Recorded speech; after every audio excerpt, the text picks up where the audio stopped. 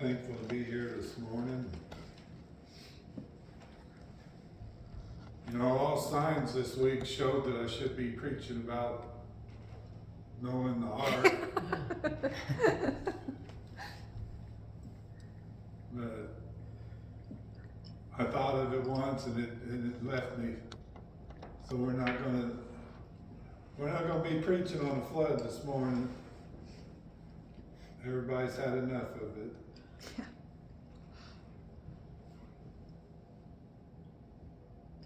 But you know, we'll talk about it for a moment, because he wants me to. If you think about how it was on Monday, down in the basement, then you go down there and you look this morning and see where it's at. That's the way our lives are. One day our lives can be such a mess, and we don't know what to do, or where to begin, or where to go. And then as time goes on, things get better and better. You know the old saying, time heals all wounds? Time does heal wounds. I won't say it heals all wounds, because there's some wounds that just can't be healed.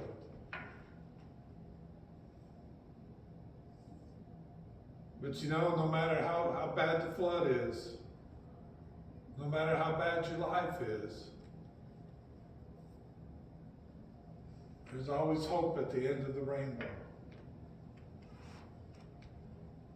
And I say at the end of the rainbow because God placed a rainbow in the sky. It was put there by Him to show us hope. You know, because we're a type of people that we have to see things to believe them. We're like doubting Thomas.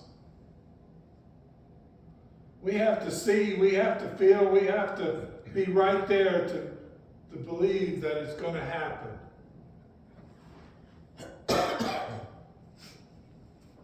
And you know, I'm sure when that water was gushing out, don't know where I was going with that, so we'll forget that part. But you know, our lives are sometimes like a burnt light. Our lives just seem to go just spewing everywhere and going everywhere. And sometimes we need somebody to turn the shut-off valve off for us. To where we can stop and think. And I'll tell you, Jesus Christ is that shut-off valve. He's the one that gets us to stop and think.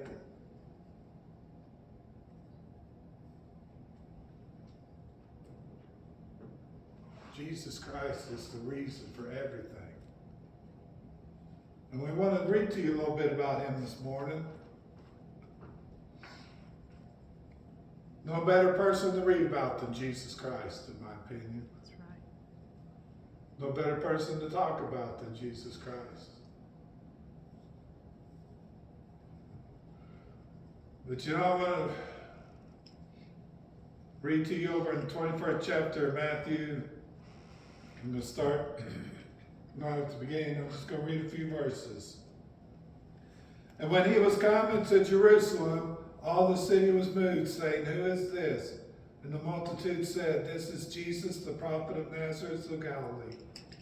And Jesus went to the temple of God and cast out all them that sold and bought in the temple, and overthrew the tables of the money changers and the seats of them that sold doves, and said unto them, "It is written, My house shall be called the house of prayer, but ye have made it a den of thieves." And the blind and the lame came to Him in the temple, and He healed them.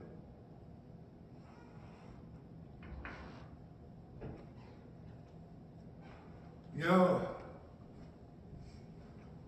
This is the only place where I see where Jesus became angry. When I read in the Bible. And you know what? It doesn't matter how angry he got. He still loved all those people that were there. Think about it. Jesus loved each and every one of them that were there in the temple doing things, even the ones that he was accusing of being thieves. He loved them. And you know how I know? He died on the cross for them. He died for each and every one of us on that cross. And it doesn't matter how mad he got at people, he still went ahead and died on the cross. No matter how bad they were doing in his Father's house, no matter how bad they were there, he still forgave them. It doesn't say it here, but I know he did. Because you know why? Jesus forgives all. No matter what's going on in our lives, no matter what we do, Jesus forgives us if we just go to him and ask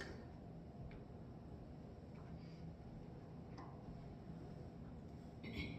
You know, no matter, the old saying is, no matter how bad of a train wreck your life is, I want to refer to no matter how flooded our lives are with things of this world, he still forgives us.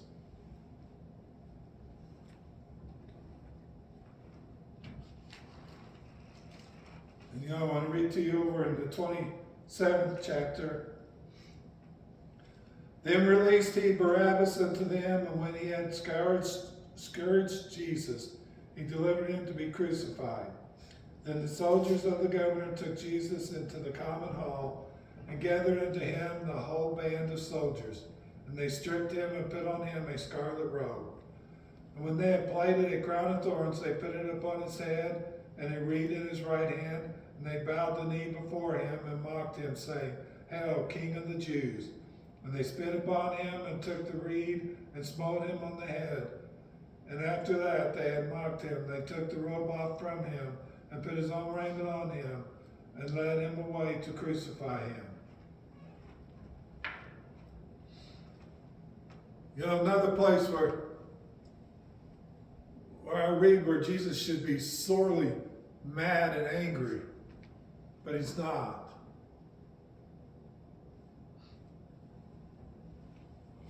You know, they treated him with disrespect. They made this crown of thorns. I got a thorn stuck in my ear the other day trying to get into the car because it leaned down, and I'm like, man, that hurt. But can you imagine having a whole crown of thorns, big old thorns, put on your head, and they took a reed and they would just whack it. And Jesus never once got angry with them.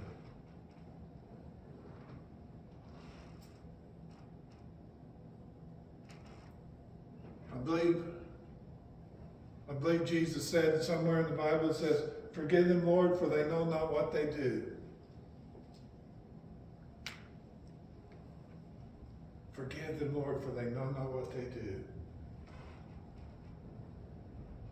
We need to be thankful today that Jesus did not get mad and just showed them all his power at that moment and leave. We need to be so thankful that he had the patience. Because without it, we wouldn't have any hope today. If Jesus hadn't gone through all that, we wouldn't have any hope today. I wouldn't stand a chance of making it into heaven. We need to be so thankful that Jesus has patience. And you know what? He has patience for each and every one of us.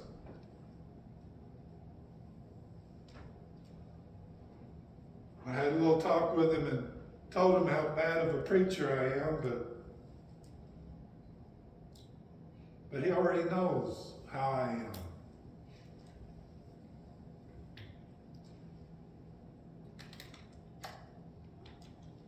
We're not supposed to think of ourselves better than anybody else. I'm not better than anybody. I can't preach better than anybody.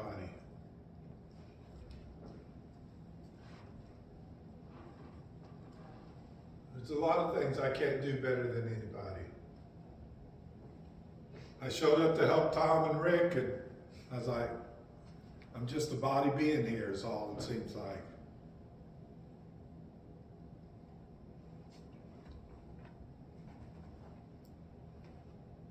But God knows all about us. God knows. God knows all that we can do, what we're able to do. But we need to be so thankful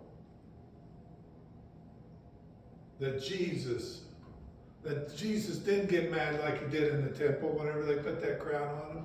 We need to be so thankful that Jesus forgave and forget. That's what he does for us. He forgives us of all of our sins that we do. You say, oh, well, I can go out and sin and do all that I want because guess what? Jesus is going to forgive me. No, that's not what I'm saying. The Bible tells us that we're going to sin daily. The Bible tells us if we know to do good and we don't do it, we've sinned. It does not say it's okay to go out and do things bad because guess what? You can turn around and ask Jesus to forgive you. That's not what it's saying. That's not what we're supposed to do. We're not supposed to go out and do whatever we want just because. We could use New Year's Eve last night as a good excuse to go out and do whatever we wanted.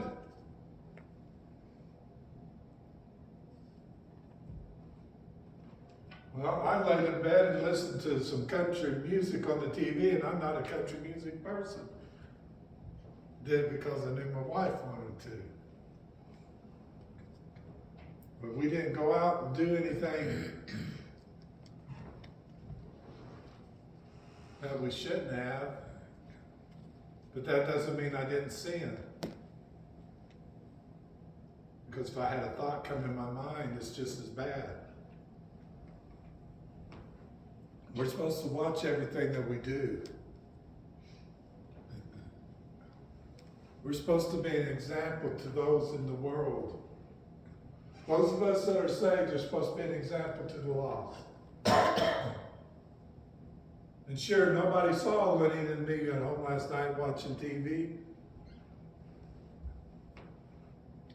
But nobody saw us out also celebrating with the little bubbly or whatever.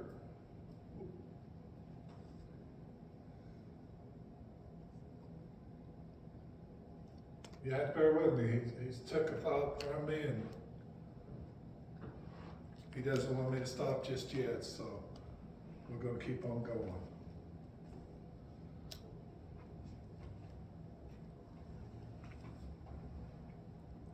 I say that, but wow, he took everything from me.